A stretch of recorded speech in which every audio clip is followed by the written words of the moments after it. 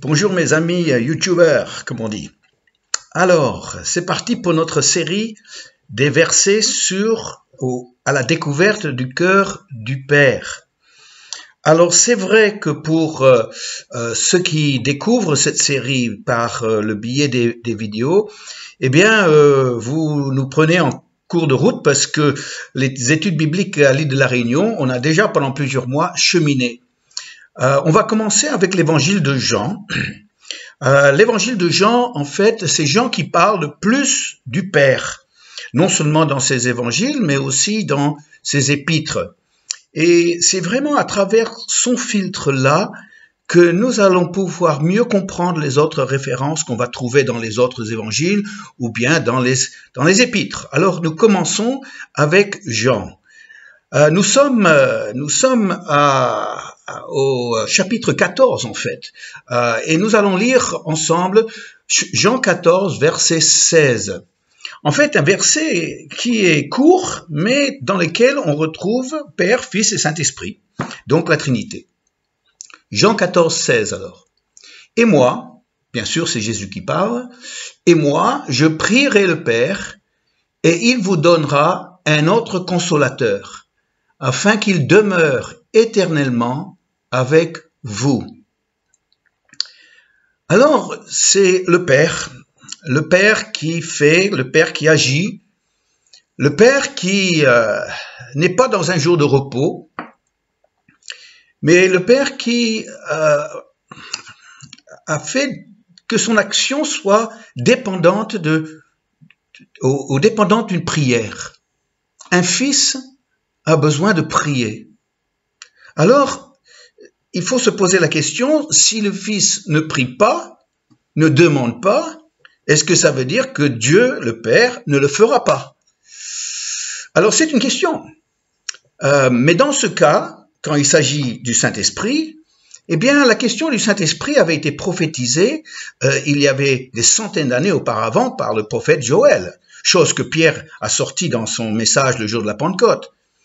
Donc, si Jésus n'avait pas demandé au Père, s'il n'avait pas prié, s'il n'avait pas intercédé, est-ce que le Père aurait quand même envoyé le Saint-Esprit sur ses disciples? Alors, ça pose toute la question de l'utilité de la prière. Parce que la prière, ce n'est pas juste une baguette magique à passer, à agir, agiter lorsqu'il y a un problème. Comme si Dieu ne va pas répondre, comme si Dieu ne connaît pas nos problèmes, jusqu'à ce qu'on le lui demande. Non. La prière, c'est souvent le recours, espérant que, eh bien, ça va faire bouger Dieu. Dieu qui n'agit pas sans la prière. Sauf que, on découvre que dans le monde entier, dans toutes les religions, les fidèles prient. Et prient sincèrement, prient par rapport à toutes sortes de choses, qu'ils soient chrétiens, musulmans, même bouddhistes, prient. Alors, c'est pas parce que quelqu'un prie que Dieu ou que le Père va répondre. Agir. Moi, je me souviens quand on était enfant, eh bien, on nous demandait à l'église tous les dimanches de prier pour la paix du monde. Bon, ça part de très nobles sentiments, n'est-ce pas? Mais le constat, c'est que depuis mon enfance, on peut pas vraiment dire que le monde est en paix. Et puis même quand il n'y a pas de grosses guerres qui se déclarent, on a toujours l'impression qu'on n'est vraiment pas très loin du prochain conflit. Alors la prière. Pourquoi est-ce que le Fils doit demander au Père pour que le Saint-Esprit, le consolateur, soit déversé sur les disciples? Alors la prière, vous savez, la prière, on peut prier pour tout ce qu'on veut, Oui, effectivement. Ici à l'île de la Réunion, il y a quand même quelque chose qui est très folklore, et c'est la prière à Saint-Expédie. Alors, pour ceux qui connaissent pas Saint-Expédie, ce n'est pas le saint qui veille sur les transporteurs. Non. Bon, c'est une petite plaisanterie, excusez-moi. Mais non, Saint-Expédie est un saint entre guillemets parce que il n'est même pas reconnu par l'Église catholique. Par contre, à l'île de la Réunion, beaucoup de Réunionnais prient Saint-Expédie. Il y a dans toute l'île des petites grottes rouges, peintes en rouge, avec des autels où on peut allumer des cierges pour prier Saint-Expédie. Et les gens qui vont là pour prier à ce, entre guillemets, ce saint, eh bien, le font pour deux raisons. Soit parce qu'ils ont besoin de l'argent, ou parce qu'il veut nuire à quelqu'un. Alors, on prie ces prières-là, mais c'est pas pour ça que Dieu va répondre à ce genre de prière. Donc, la question quand même est posée. Quelles sont les prières auxquelles Dieu répond? Est-ce qu'il peut dire non à une prière? Bien sûr qu'il peut dire non. Il peut le dire parce que c'est Dieu. Et il n'a pas de compte à me rendre, il n'a pas besoin de m'expliquer. Alors, quelles sont les prières qui nous permettent de voir Dieu à l'œuvre? Alors ici, on revient essentiellement aux besoins de prière. Pourquoi? Est-ce que Dieu a besoin de nos prières? Ou est-ce que nous avons besoin de prier pour l'effet que cela a sur nous dans l'action que Dieu veut mener, que le Père veut mener? Alors, j'aimerais vous proposer aujourd'hui que si Dieu lie son action à une demande de prière de son Fils ou de ses fils, eh bien, c'est simplement pour nous permettre d'entrer, de vivre avec lui, de participer, de s'associer à lui dans ce qu'il veut faire, dans ce qu'il a prévu de faire, dans sa volonté, ou je dirais même dans le plan qu'il a, soit pour un individu, pour une famille, pour une église, pour un pays, pour le monde entier. Et le fait que nous prions, nous ne sommes pas en train d'obliger Dieu à faire quelque chose qu'il n'a pas envie de faire ou qu'il n'avait pas l'intention de faire, mais par notre prière, nous sommes en train de rentrer dans son travail. Nous sommes partie prenante. Ça nous concerne. On est concerné par ce qu'il fait. C'est pour ça que les meilleures prières, les seules vraies prières, ne peuvent être que celles qui rentrent dans le plan de Dieu déjà, qui ne cherchent pas à tirer Dieu dans son sens, comme on peut dire, mais qui dit, eh bien Dieu, moi, en tant qu'individu, en tant que croyant, en tant que chrétien, je veux entrer dans ce que tu fais. Je veux participer dans tout ce que tu fais. Alors, il y a quelque temps, dans une de nos études à La Réunion, j'ai fait quelque chose de très différent. Pour préparer cette soirée, je suis allé sur Internet pour chercher des images, des photos très simple de papa avec son enfant, que ce soit un garçon ou fille, c'était peu importe.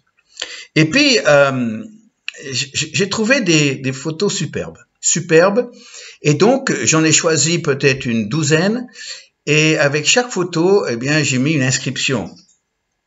Et une de ces photos, elle était vraiment charmante. C'était un papa qui manifestement avait des travaux à faire dans le jardin. Et son dos à la caméra, il portait une brouette. Il poussait une brouette. Il portait un t-shirt bleu. Il partait pour sa journée de travail dans son jardin. Mais à ses côtés, il y avait sa petite fille. Oh, elle avait aussi le dos à l'appareil photo, mais disons qu'elle avait 4-5 ans. Et elle portait le même t-shirt que son papa. Et avec l'homme qui poussait la brouette, la fille, eh bien, s'accrochait au bras de son papa et l'accompagnait pour cette journée de travail. Et quand j'ai vu cette photo, je me suis dit, mais finalement, c'est une image qui reflète tellement le rôle d'un fils, d'une fille avec son papa. C'est pas lui ou c'est pas elle qui va pouvoir faire le travail. C'est le père, le papa. Mais quelque part, pour l'enfant, c'est pas possible de le laisser faire tout seul. L'enfant voulait aider papa. C'est pas beau ça? Moi, je trouve ça magnifique. Et en fait, quelque part, Dieu, il est comme ce père qui se donne une journée de jardinage. La brouette, eh bien, vous pouvez mettre ce que vous voulez comme brouette. De toute façon, il va la pousser. Ça deviendra un outil de son travail. Mais il te permet, par la demande que tu fais, venant d'un cœur sincère, un cœur d'enfant, un cœur qui ne peut pas juste tenir à l'écart de ce que Dieu fait, mais qui veut aider papa, eh bien, dans ce cas, eh bien, avec la prière, on peut dire comme Jésus, Père, ces chrétiens ont besoin d'un consolateur. Bientôt, je partirai, ils seront seuls, mais Père, tu as prévu de ne pas laisser seuls. Alors je te demande d'envoyer le consolateur, le Saint-Esprit. Et en faisant ça, il y a une parfaite harmonie entre le Père, le Fils et le Saint-Esprit. Une des choses que nous allons découvrir tout au long de cette série, c'est que lorsque nous voyons le F majuscule, eh bien, pourquoi ne pas le remplacer aussi par un F minuscule pour te sentir concerné par l'exemple, par l'action du Fils unique de Dieu, Jésus, bien sûr, mais celui par lequel nous devenons, nous, des fils et des filles. Et en faisant ça, tu auras beaucoup de plaisir, mais vraiment beaucoup, de voir Dieu agir, le Père faire. Et là, tu vas dire, eh bien, j'ai pu participer à sa journée, à ses travaux, à ce qu'il avait prévu de faire. Oui, le Père veut que tu t'associes à lui, et tu le feras par la prière en premier lieu. Mais cette prière te poussera aussi à une action, ça j'en suis convaincu. Vous commencez à suivre cette série, on est seulement à la deuxième vidéo.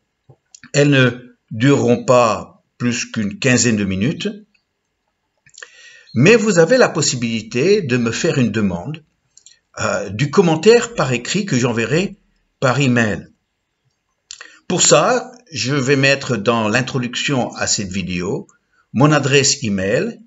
Il suffit de la noter et de m'envoyer une simple demande. Est-ce que je peux recevoir les commentaires écrits de tous ces versets qui font l'objet d'une vidéo dans cette série à la découverte du cœur du Père. Mais avant de se quitter aujourd'hui, parce que je suis convaincu que vous avez hâte de vous mettre à part et de parler avec votre Père et de lui dire, Papa, Père Céleste, Abba Père, est-ce que je ne pourrais pas vivre avec toi ta journée et de m'associer à ce que tu fais? Mais nous allons juste terminer en priant. En priant, sachant que la prière d'un cœur sincère au nom de Jésus, eh bien, elle porte tout son poids au ciel devant le Père, notre Père aussi. Alors, je vous invite à fermer les yeux et nous prierons ensemble. Père, combien de fois on le dit aux autres, et on le croit sincèrement, que tu n'es pas un Dieu lointain. Tu n'es pas un Dieu indifférent. Tu n'es pas un Dieu passif qui a agi par le passé et qui, espérons-le, agira dans l'avenir. Mais tu es un Père qui agit aujourd'hui, qui agit dans mon monde à moi, dans ma vie. Et aujourd'hui, par cette simple prière d'un fils, d'une fille, eh bien, nous nous associons à ce que tu fais, à ta journée de travail, à l'action que tu veux mener, aux travaux que tu as prévus. Par la prière, Seigneur, nous portons ce même t-shirt comme cette jeune fille portait comme celle de son papa. Alors aujourd'hui, Seigneur, oui, nous avons préparé cette journée pour la vivre avec toi, dans ce travail que tu fais. Merci pour ce magnifique privilège que tu accordes tes fils et tes filles. Aujourd'hui, nous voulons encore te dire merci. Nous voulons encore te dire, cette vie avec toi, Papa Céleste, elle est magnifique. C'est celle qui, nous cherchons, nous voulons être avec notre Père qui est aux cieux. Amen. Amen. Je vous remercie de ces quelques moments passés encore aujourd'hui et je vous dis, comme disent les jeunes, à très vite. Au revoir.